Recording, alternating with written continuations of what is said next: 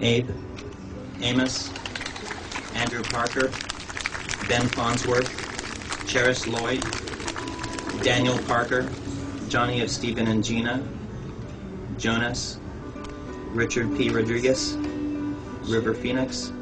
Rick Rodriguez is not the only child born into the family driven to suicide or to fatally overdose on drugs. Over the past 10 years, around 30 have died, including the actor River Phoenix, whose family were once members. Well, Rick and I grew up together. We were born in the same country, same hospital. My mother raised us both, and I just wanted to say that if it wasn't for my family and friends who had been there for me, I can't say that I wouldn't have killed myself a long time ago. Rick was amazing in every way. For the time in my life that I got to share with him, I have so many memories. From the first time we kissed to the first time we got our apartment.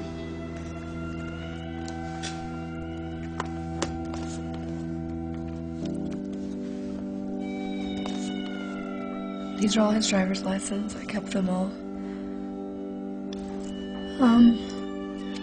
Him as a baby. That's what he looked like when I first met him. He went through a long hair stage. He was quite skinny at the time. I always liked taking pictures of him. He always get mad at me. But I'm lucky now because I have all these pictures of him. Rick was 19 when he met Alexia at a family commune in Hungary. He came down the stairs, beautiful smile, and said, "What are you doing?" And then we just started chatting. He's like, "Do you know how to play cards?" And I'm like, "No." He goes, "Do you want me to teach you?" So we went up to my room. He brought some music. And we just started playing cards. I think we played cards till like 2 or 3 in the morning. And we just talked and talked. I went to breakfast the next morning, went back to my room to get my stuff, get ready for the day, and he had put a rose on my bed. And never the same after that. After you're gone, oh Dad, it's gonna break my heart, the love you've shown to me. With the spread of AIDS and international authorities hot on his heels, David Berg was finally forced to act. In 1986, he banned sex with children.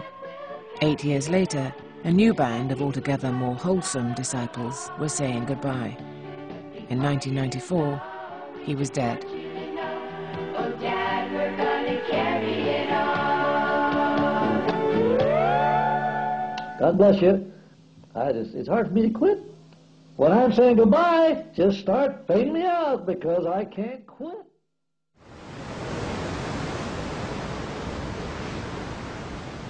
Rick's mother, Karen Zerby, took over as leader.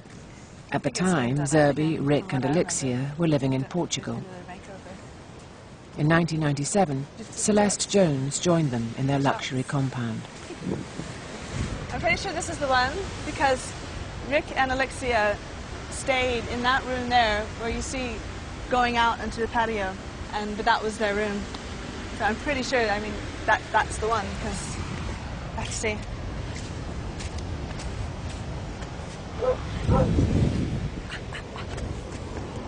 Can you see? Yeah.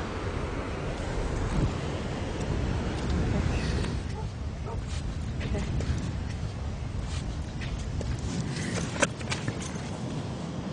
Wow, it's really changed. It looks like it could be in it, but it's really changed. Zerby and her entourage left the house in 2001. While in Portugal, increasingly reclusive and going blind, she kept a tight rein on her son. She didn't give him much responsibility. He didn't have much responsibility in the house. And that was surprising for me because as a child, we were taught that he was going to be the leader, the next leader. I think she saw him still as her little boy and not as the man that he had become. respecting his opinions and his wishes. It didn't see that. It was more like still telling him what to think, what to feel, what to do, and that he didn't really have anything to say back.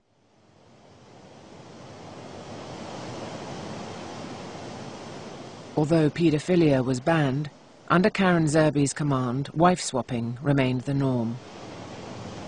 There was a prophecy given that this house was called the House of the Open Pussy, and so they adopted this phrase as this house was the House of the Open Pussy, not meaning the house and the structure itself, but the people in it, and that's how we were supposed to be.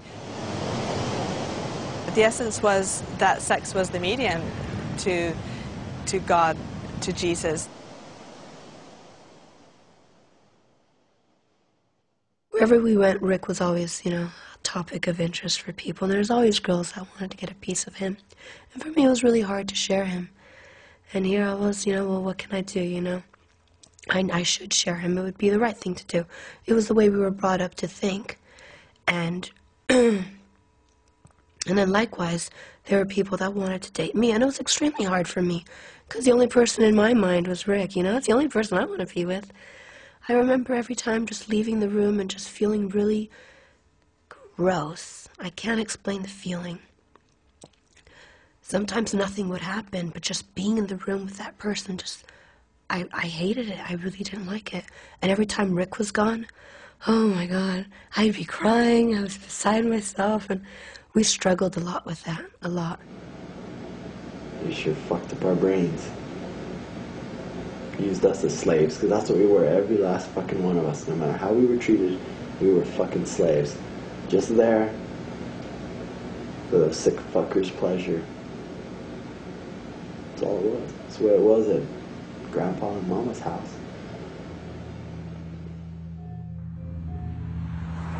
Rick showed little appetite for the mantle of leadership forced upon him by David Berg. As he grew older, he became increasingly angry with his mother, rejecting everything she stood for. In 2000, with little education and no money, Rick and Alexia left Portugal and the family for America.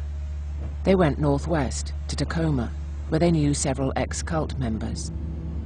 The couple's new life began in a cheap apartment on the edge of town. It was just waking up every morning. It was just amazing because it was just the two of us. We chose what time we woke up. We chose what time we went to bed. We chose whether we can turn the TV on. We chose what we had for dinner. We chose if we didn't want to eat. But it was our life, There may not have been much to it, but it was ours. Every single time you ever discuss the topic of his past, of Karen, of his childhood, there was anger in there that I had never seen before.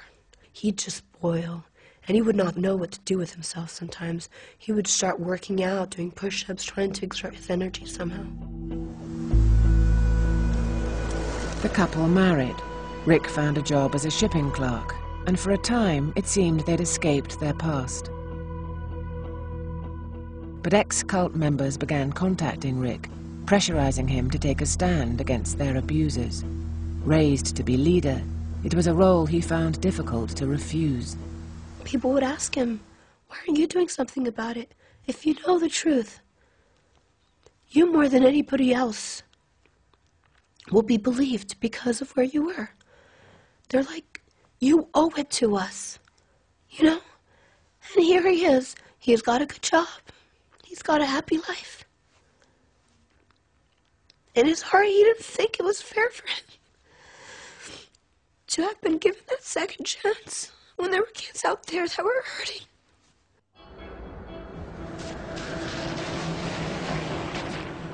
Rick's thoughts turned to revenge, and he began forming a plan. In the summer of 2004, now aged 29, he left Alexia in Tacoma and drove south to Arizona. My mom's going to pay for that. She's going to pay dearly, one way or another. If I don't get to her, in life,